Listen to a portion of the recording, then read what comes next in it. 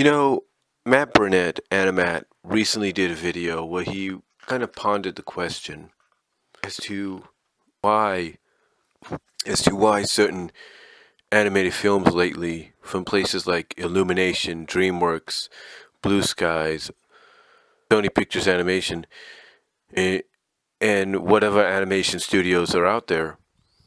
The question that he was pondering is why are they becoming more cartoony with their movies? In other words, why are they giving their animated films a more cartoony feel, unlike what Disney is doing with their animated films and Pixar is doing with theirs? And I think the reason is because they want to prove a point.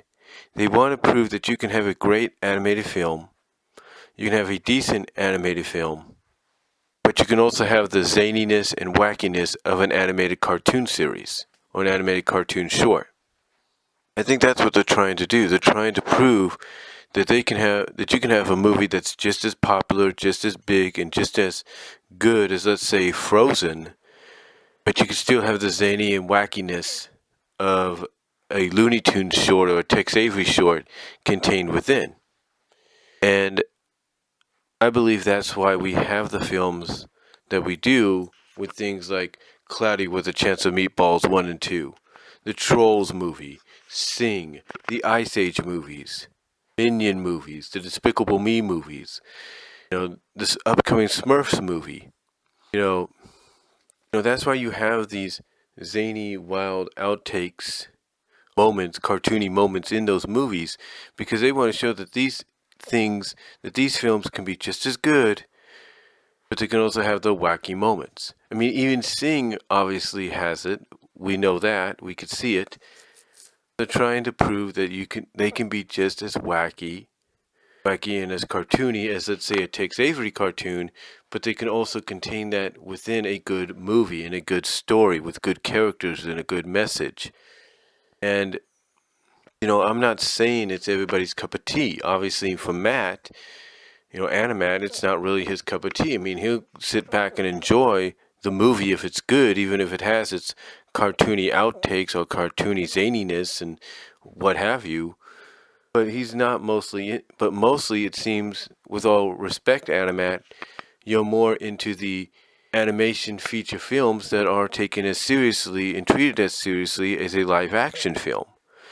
And, I don't blame you for that. Because sometimes with an animated feature film, you just have to enjoy it for its beauty that it's showcasing with the characters and the environment and all that, and that's all in the story, and that's all you need. And that's just as good, if not better than anything. But again, going back to what I said at the beginning, I think the reason studios are doing this is because they want to prove that you can have just as good a film, just as good a film as, let's say, Frozen, as just as good as Moana, just as good as Wreck-It Ralph, Toy Story 3. You can have just as good an animated film, even with the cartoony wackiness of, let's say, a Looney Tunes or Tex Avery short. They're trying to prove that you can, by going in this direction, they're trying to prove that you can have just as good of an animated film if you include wacky outtakes or gags like, let's say, a girl getting kissed by a guy and melting into a puddle, going to a complete puddle, stuff like that. Or you can have moments where characters' eyes pop out of their heads, or they get flattened by a steamroller, and they just, go down the stairs as in a flat motion, whatever. You kind of get the idea. Basically, they're saying that you take that with those kind of moments, like I said, with, let's say, a girl melting into a puddle after being kissed by a guy, or eyes popping out of the head, or someone getting flattened by a mallet or a steamroller, and then popping back up.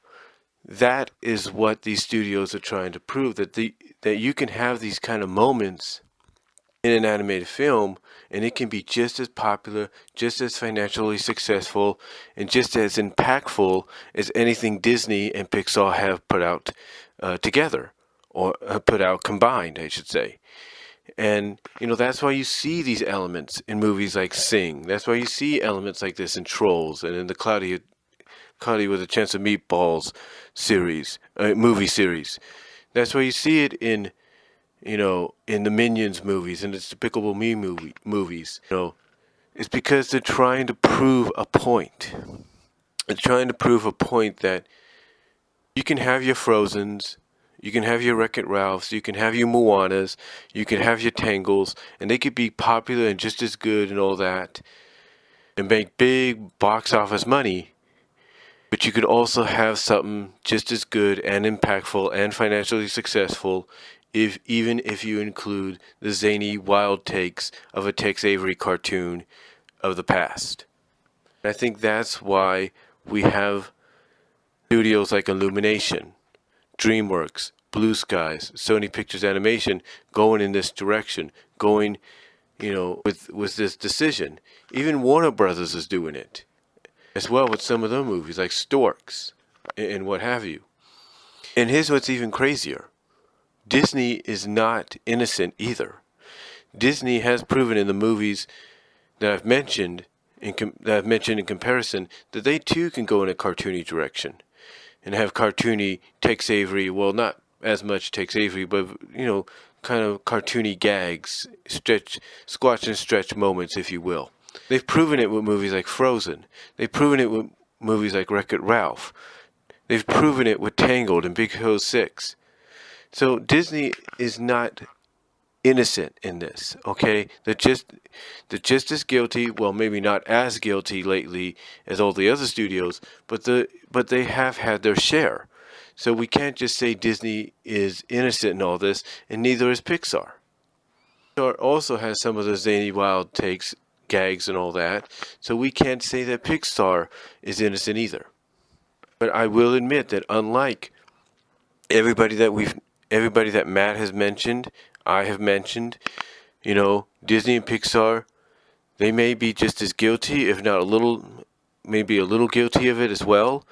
But the reason they're a little guilty is because they hide it a lot better and more so than, what, the Illumination does, or DreamWorks does, or Blue Skies, or Warner Brothers, or Sony.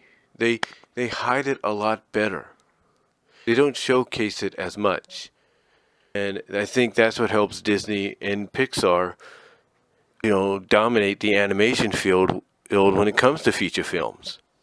But again, that's why you have these movies coming out. Even Sausage Party is guilty of this. Yes, it's an R-rated animated film, but it's just as guilty with a lot of its squash and stretch moments, especially at the end in the freaking supermarket, where a certain moment that I think you need to watch to see to believe.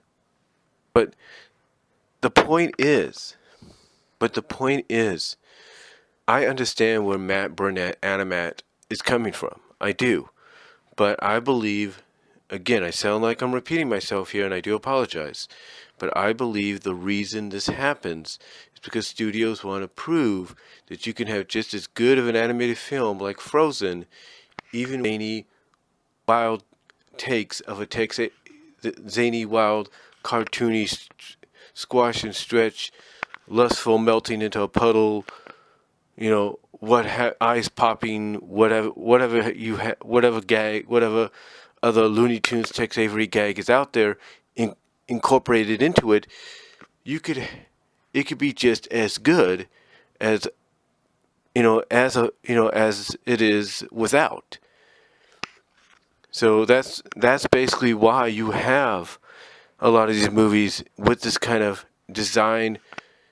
animation design and characteristics for the characters, is because they want to prove that you can have a movie just like a Frozen movie, that can be a huge hit, and believe me, Frozen is huge, no doubt about it. But that it can just be that, but that you can have a movie like that be just as good and phenomenal and successful, even with everything that I've mentioned, from the eye popping to the lustful melt into a puddle, squash and stretch, Tex Avery like gags and moments incorporated into it. They want to prove that it could be just as successful. So I know I sounded like I rambled on a little bit, so I do apologize, but that is basically my response to Animat's a video on why animated films have been so cartoony lately. Let me know what you guys think down below. Comment if you like. I'm out.